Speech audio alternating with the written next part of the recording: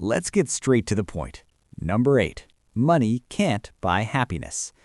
Ah yes, the favorite bumper sticker slogan of billionaires trying to keep the peasants calm. It sounds noble, right? Like your soul is too profound to be comforted by cold, hard cash. But let's be real. Have you ever tried frowning while riding a jet ski holding a burrito? It's physically impossible. The truth is, this cliché is a massive oversimplification that ignores biology. Science actually proves that money does buy happiness, but there's a catch. Researchers, including Nobel laureates, found that emotional well-being rises with income up to a certain saturation point, around $75,000 to $95,000 a year, depending on where you live. Below that line, life is stressful. Your brain on poverty is constantly swimming in cortisol, the stress hormone, forever locked in fight or flight mode because you can't afford to fix your transmission. Money buys the absence of misery. It buys security, healthcare, and the luxury of not having a panic attack at the grocery checkout.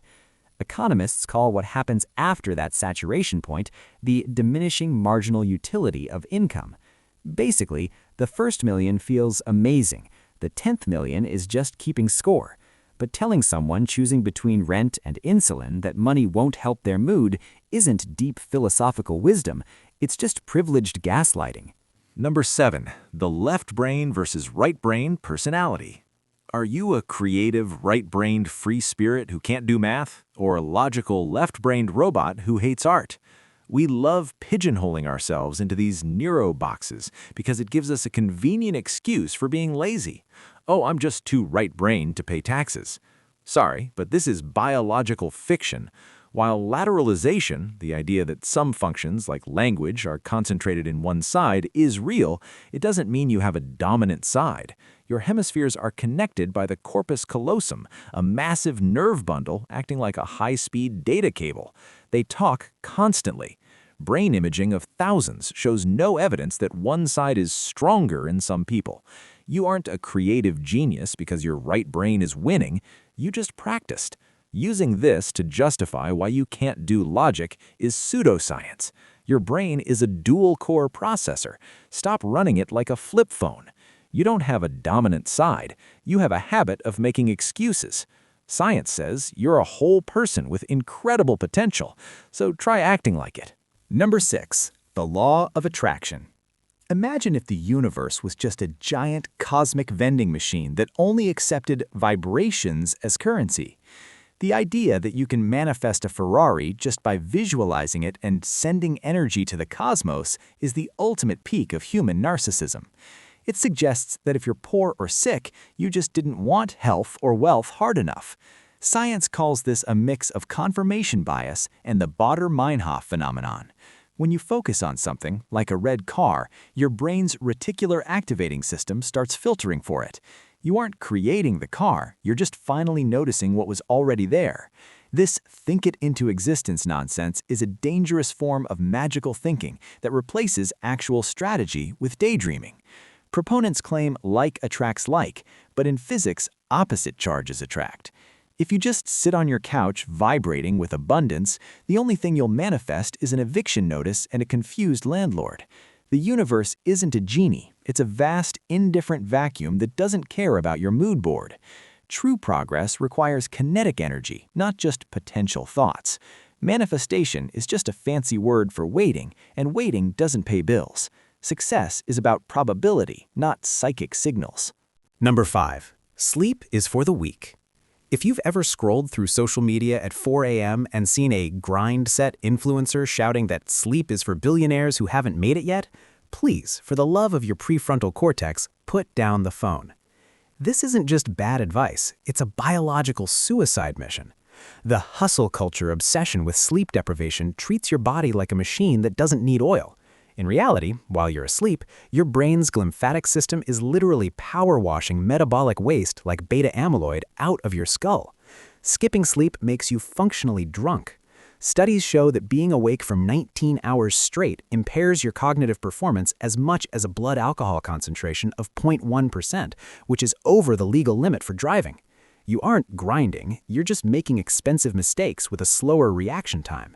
Chronic sleep debt shatters your insulin sensitivity, spikes your cortisol, and tells your immune system to take a permanent vacation.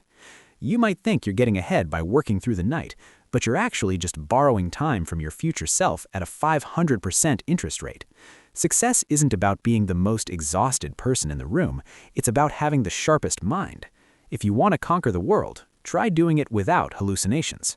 Number 4. The Multitasking Masterclass. We all love to brag about how many tabs we have open in our brains, thinking we're some high-performance supercomputer juggling chainsaws while solving a Rubik's Cube. But here's the cold, hard reality. You aren't multitasking, you're just context switching, and you're doing it badly.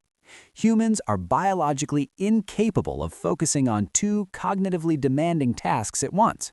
When you try to write an email while listening to a podcast, your brain's executive function is frantically slamming the brakes on one neural pathway to jumpstart another. This switch cost can eat up to 40% of your productive time. It's like trying to run a marathon by stopping every 10 feet to change your shoes. Research from Stanford shows that heavy multitaskers, people who think they're experts at it, are actually worse at filtering out irrelevant information and slower at switching between tasks than people who focus on one thing. You aren't being efficient, you're just scattering your IQ like confetti in a windstorm. Every time you check a quick notification during deep work, it takes an average of 23 minutes to get back to your original flow. You aren't a productivity god, you're just a distracted primate with a very expensive smartphone. If you want to actually get something done, close the tabs and do the unthinkable. Focus. Number 3. Trust your gut. People treat their intuition like a mystical superpower handed down by the gods of wisdom. But your gut is actually just a collection of nerves and bacteria that sometimes gets confused by a spicy taco.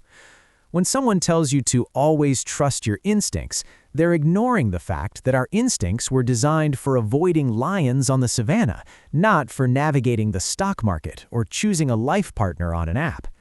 In psychology, this is known as the affect heuristic. It's a mental shortcut where you let your current emotions influence your decisions. Your gut is riddled with cognitive biases, like the availability heuristic, where you overestimate the importance of information that is easy to remember. If you're feeling anxious, your gut will tell you everyone hates you. If you're hungry, it will tell you that buying a boat is a great idea. Nobel laureate Daniel Kahneman points out that intuition is only reliable in environments that are highly predictable and provide immediate feedback, like chess or firefighting. In the complex, chaotic modern world, your gut feeling is often just your subconscious recycling old fears and prejudices. Logic and data might be boring, but they don't have mood swings or indigestion. Before you bet your life savings on a feeling, remember that your gut also once thought that mullets were a great fashion choice. Number 2. Fake it till you make it. This is the ultimate fake news of the self-help world. The idea is simple. Act like a CEO, and the universe will eventually get the memo and give you the corner office. It sounds empowering, but psychologically, it's a recipe for a massive identity crisis. When you constantly project a persona that doesn't match your internal reality, you trigger cognitive dissonance. Your brain knows you're lying, and the effort required to maintain the facade causes chronic stress. It's like trying to run a marathon while wearing a heavy, itchy mascot costume. Eventually, you're going to collapse from the heat. Social psychologists have found that self-verification is a fundamental human need. We want to be seen for who we actually are. When you fake it, you create a wall between yourself and others, leading to imposter syndrome on steroids. You'll never feel like you earned your success because in your head, it belongs to the character you played, not the person behind the mask. Real competence isn't built on a foundation of theatrical performance. It's built on deliberate practice. Instead of pretending to be an expert, try being a beginner who actually does the work. Authenticity might be slower, but at least you won't have to worry about your fake mustache falling off during the big meeting. Trust the process, not the costume. Number 1. Everything happens for a reason. This is the ultimate get-out-of-jail-free card for the universe's utter chaos. It's the linguistic equivalent of a shrug when someone's life is falling apart. We love to believe there's a grand, cosmic architect drawing blueprints for our personal tragedies, but that's just our brains engaging in apophenia, the human tendency to perceive meaningful patterns within random data. Psychologists call this the just world hypothesis, a cognitive bias where we assume actions have predictable, morally fair consequences, because the alternative, that life is a series of chaotic, indifferent events, is absolutely terrifying. Science doesn't find reasons, it finds causes. If your car broke down, it wasn't because the universe wanted you to meet a soulmate at the bus stop. It was because you haven't changed your oil since the Obama administration.